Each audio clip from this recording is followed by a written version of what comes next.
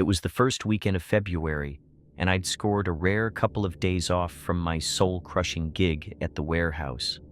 The plan was to hole up at 17 Harrow Lane, my creaky little house on the edge of town, and let the world disappear under the snowstorm barreling through. I had my comfort show queued up, a pot of coffee brewing, and my scrappy dachshund, Frankie, sprawled across the couch like he owned the place. Everything was normal, cozy even, until the thud.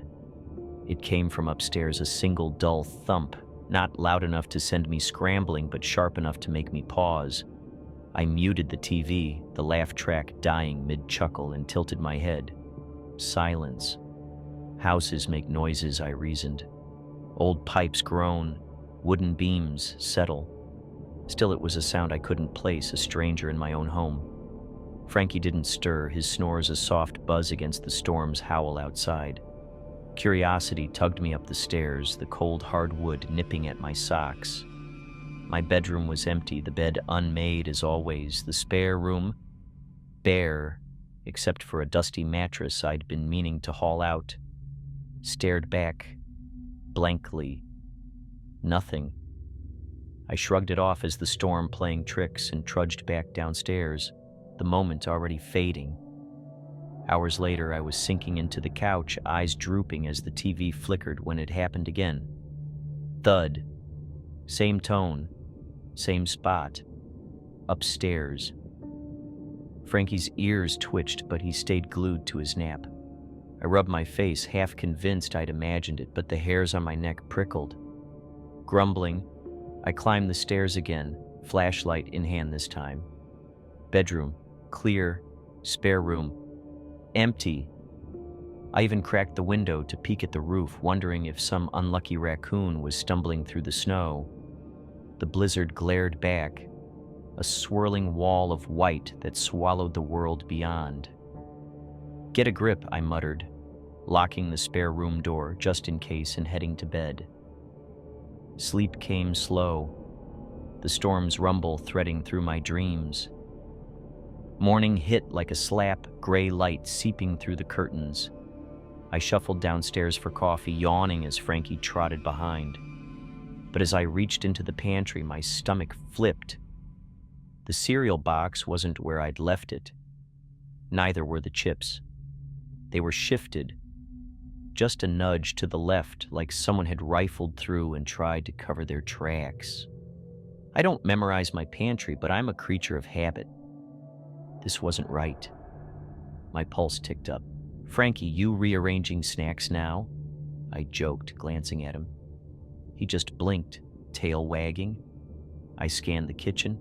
Nothing else seemed off. Still, that nagging itch wouldn't quit.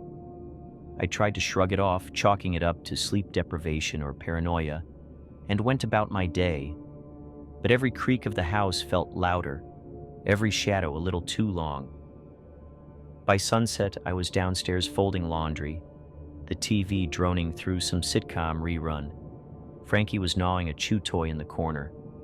The storm had thickened, snow piling against the windows like it meant to bury us. I was mid-fold when the third thud hit, louder, sharper, like something heavy dropping upstairs. Frankie barked once, a high-pitched yap, and bolted to my side. My heart kicked into gear. Okay, that's it, I said, grabbing the flashlight. I wasn't imagining this. 3 times wasn't a coincidence. I started up the stairs, Frankie at my heels, his nails clicking on the wood. Halfway up, a new sound froze me solid, a soft, deliberate click. It came from the top of the landing, faint but unmistakable, like a latch turning. My mouth went dry. Who's there? I called, voice shakier than I'd meant. No answer, just the wind howling outside, mocking me. I crept higher, flashlight beam slicing through the dimness. The bedroom door stood ajar, same as I'd left it. The spare room door, though, locked tight, just like last night. I rattled the handle. Nothing. Then, from the other side, a rustle, soft like fabric dragging across the floor. My blood turned to ice. Frankie, stay, I whispered, though he was already growling low, ears flat. I backed away, mind racing. Someone or something was in there. Had to be. The thuds, the shifted pantry, that click, it added up to more than house noises. I bolted downstairs, snatching my phone off the coffee table. 911 was halfway dialed when I heard it. A slow, heavy creak. The spare room door was opening. Footsteps followed, measured, deliberate, thumping down the stairs. I grabbed Frankie, yanked the front door open, and ran into the storm, snow stinging my face as I sprinted to the end of the street. My fingers shook as I finished the call. "Someone's in my house," I stammered to the operator. 17 Harrow Lane, hurry! The cops showed up 10 minutes later, lights flashing through the blizzard. I waited, shivering in my neighbor's doorway, Frankie tucked under my arm. They searched the place top to bottom.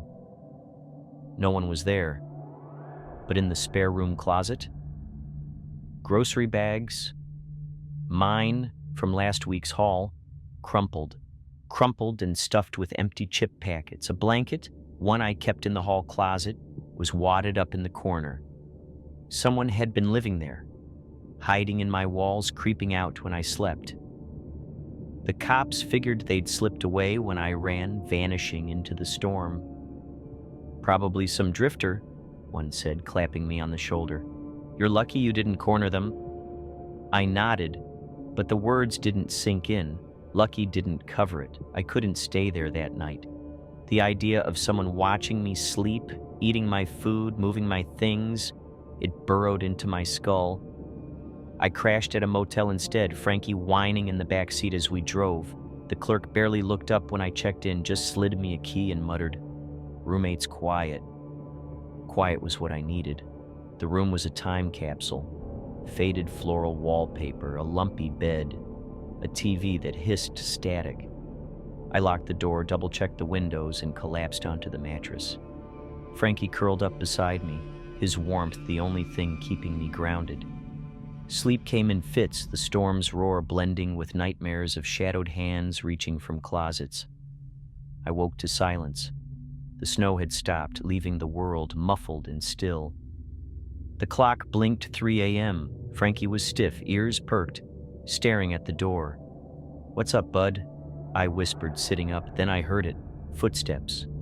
Boots crunching snow outside, slow and deliberate, circling the room. My gut twisted. I crept to the window, peeling back the curtain. The parking lot was empty, just my car and a beat-up truck under a flickering streetlight. No one, but the prints were there. Fresh tracks looping around the motel, weaving past my window, then veering off into the dark.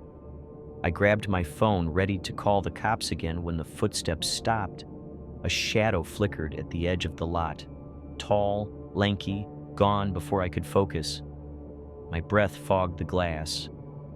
Then a knock, 3 sharp raps on the door. Frankie growled, hackles up. "Who's there?" I shouted, voice cracking. No answer, just another knock. Slower this time, like they were toying with me. I dialed 911, whispering my location to the dispatcher. "Stay put," she said. "Help's coming." The knocking stopped. Minutes dragged like hours. Frankie pressed against my leg until red and blue lights swept the lot. The cops found nothing, no figure, no truck, just those looping prints in the snow. "Could have been a prank," one officer said, unconvinced. I didn't buy it. Pranks don't stalk you from your house to a motel in a blizzard. I checked out at dawn, bleary-eyed and jumpy, determined to get back to Harrow Lane and figure this out. When I pulled up, the house looked untouched, snow drifts piling against the porch. Inside, though, the air felt wrong, thicker, heavier. The pantry was a mess again, cans toppled, cereals spilling onto the shelf. I hadn't left it like that. Upstairs, the spare room door hung open, the closet empty, no bags, no blanket, just scuff marks on the floor. Then I saw it. A scrap of paper tucked under the mattress, scribbled in jagged handwriting.